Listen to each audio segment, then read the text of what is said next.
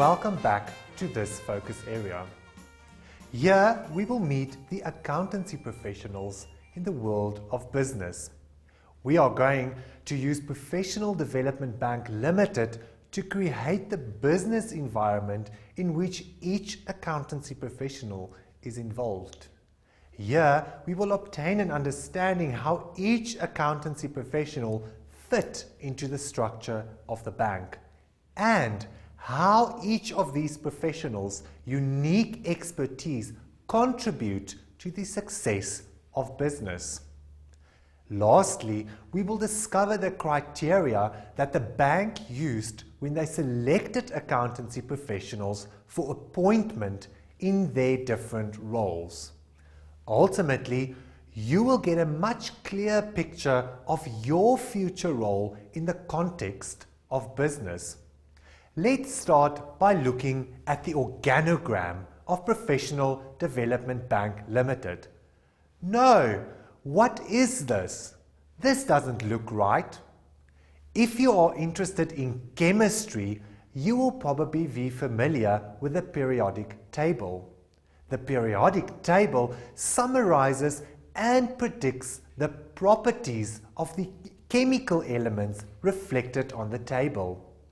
In a similar way, the organogram of a business reflects its structure. At the top part, the organogram clearly reflects the management structure of the bank. Lines indicate the relationship between different structures and roles. The position of each role on the organogram also reflects the nature and level of responsibility of each role. The top part of Professional Development Bank's organogram indicates that its management structure consists of certain elements. What are these elements? They are the board of directors that consist out of non-executive and executive directors. Do you still remember what the difference is between non-executive and executive directors? Non-executive directors do not work for the business on a full-time basis, while executive directors do. The leader of the non-executive directors is the chairperson of the board, or otherwise referred to as just the chairperson. As you can see from the organogram, the board uses committees to support it in meeting all of its responsibilities. Examples of such committees are the Audit Committee, the Nomination Committee, and the Remuneration Committee. So now we know that the leader of the non-executive directors is the chairperson of the board. Who is then the leader of the executive directors? Have you ever heard the word CEO used? Well, it stands for Chief Executive Officer, and he or she is the leader of the executive directors. Being a CEO of a company is a very important work because the CEO is ultimately responsible for the success of the business.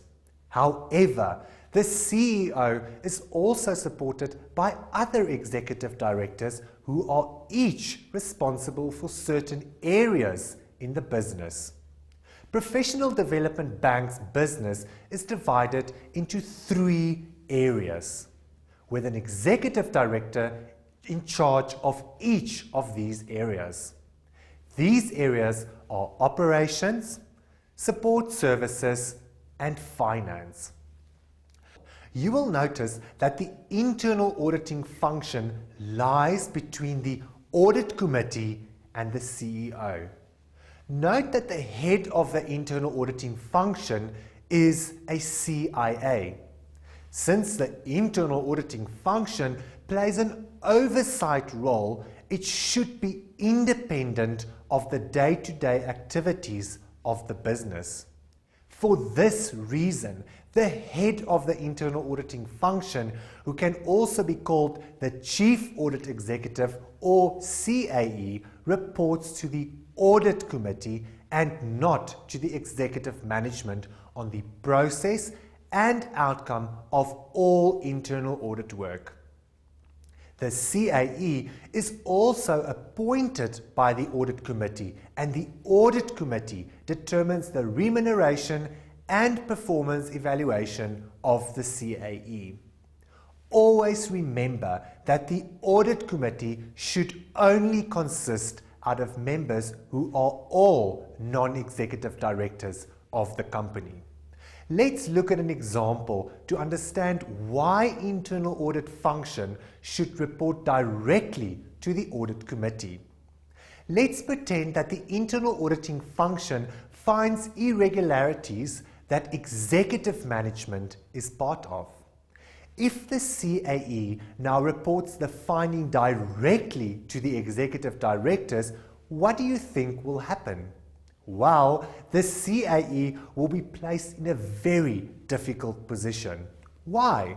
Because he or she may be fired by the executive directors to hide their irregularities.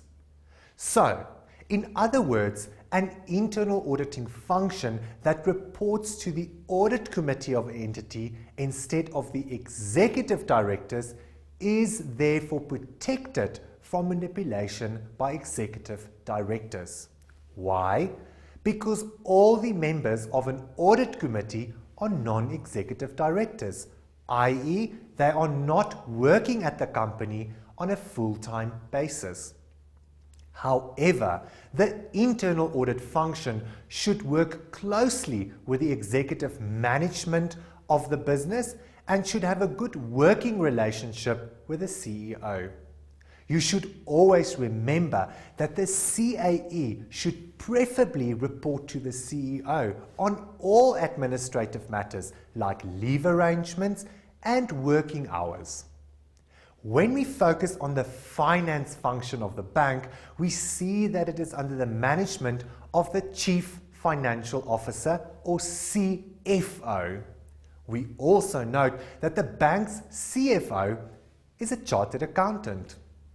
The bank's finance function has 3 divisions.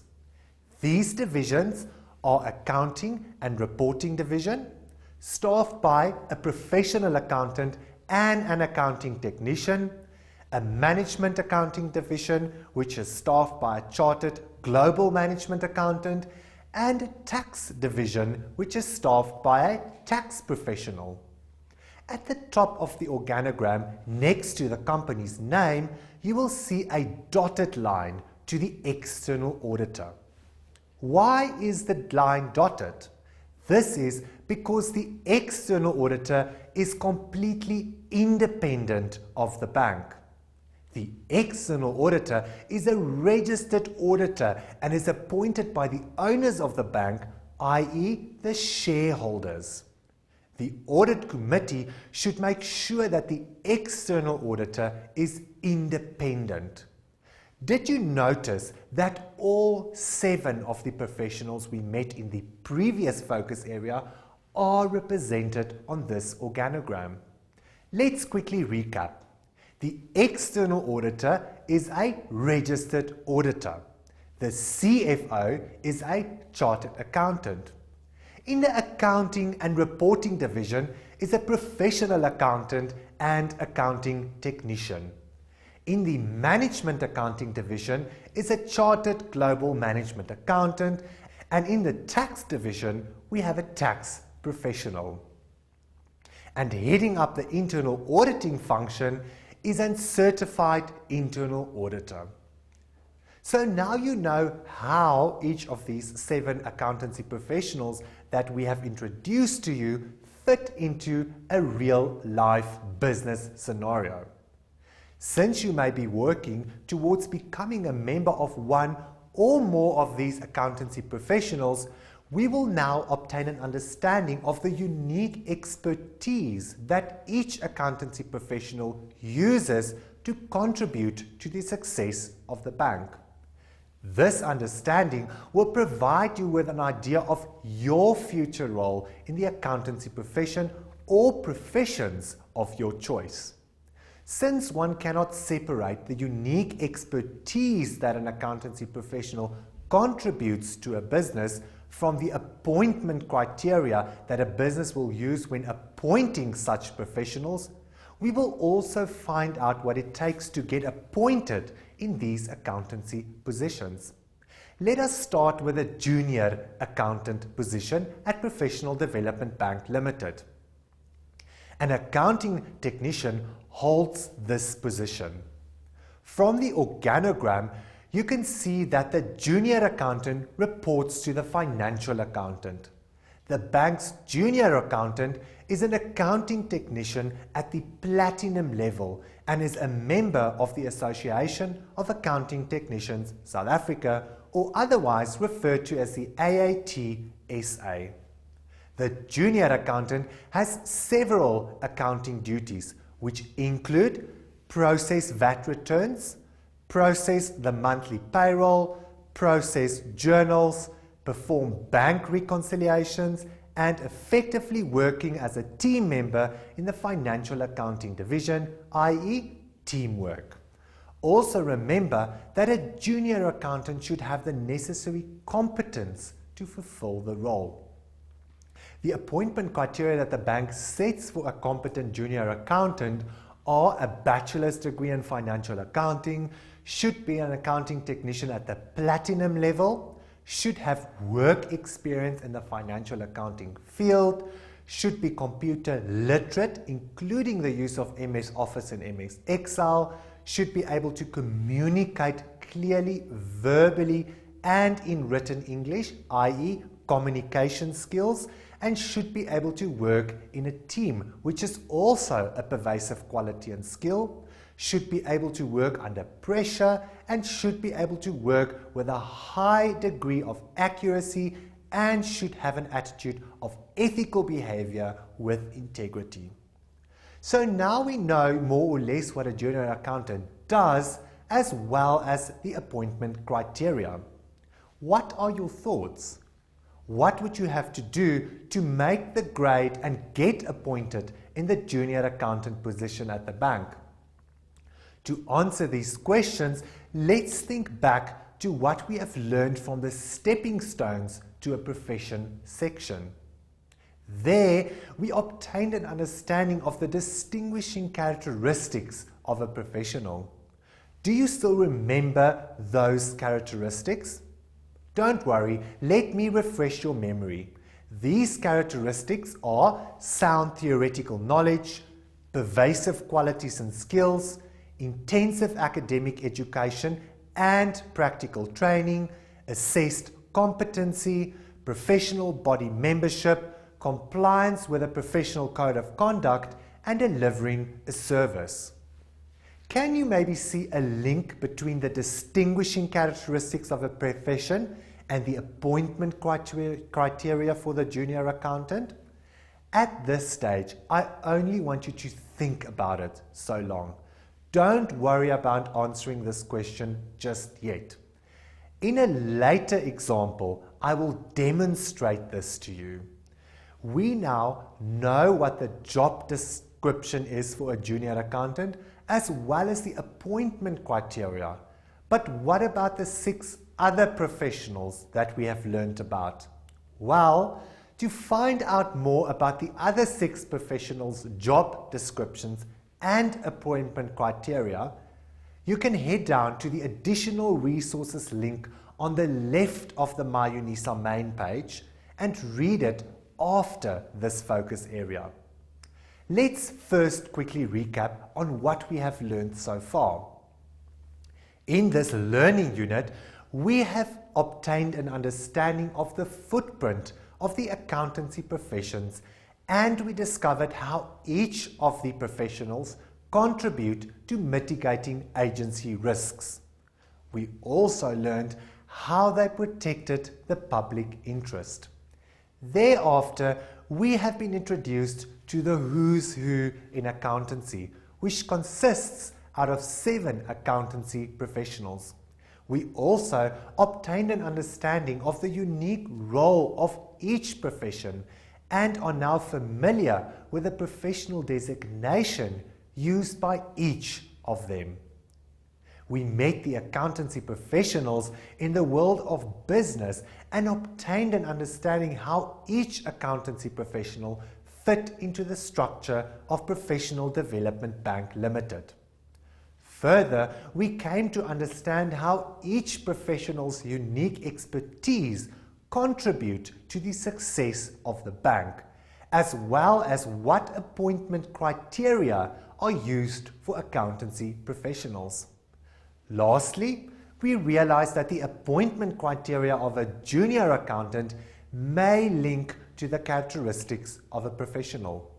Ultimately, you should now have a much clearer picture of your future role as an accountancy professional in the context of the business world. This is now unfortunately the end of this focus area. I really hope that you have learned a lot from it. I now want you to head to the practical example in section 2.4.1. Without giving away too much, this example will help you to understand that link between the distinguishing characteristics of a professional and the appointment criteria for the junior accountant position at Professional Development Bank Limited.